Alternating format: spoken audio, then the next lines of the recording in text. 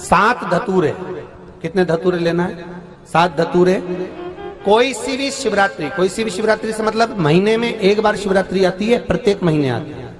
किसी भी शिवरात्रि के दिन 7 धतूरे लेकर एक धतूरे में मौली, लच्छा, नाड़ा लपेटकर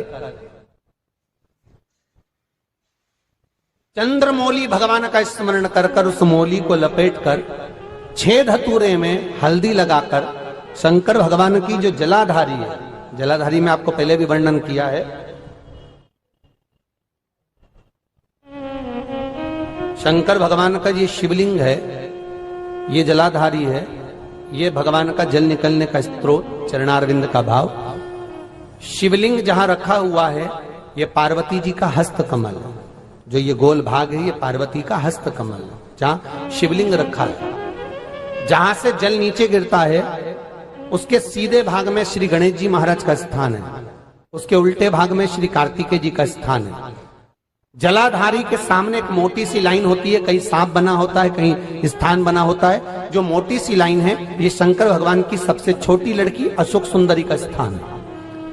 जलाधारी के ऊपर जो 3 टेकी लगी है ये भृगु ऋषि का, भृंगी गण का स्थान है।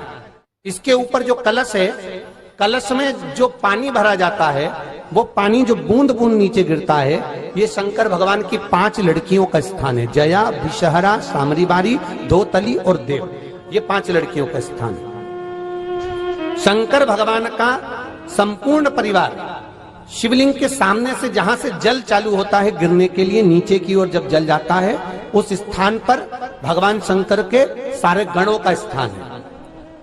फिर जब जल बहकर सामने की ओर जाता है, जितनी दूर तक जल जाता है उतनी दूर तक भगवान शंकर के उस जल भाग को ग्रहण करने के लिए 33 कोटि देवताओं का स्थान है। इसलिए उस जल को हम लांघते नहीं है, क्योंकि वहां 33 कोटि देवता विराजमान रहते हैं महाराज।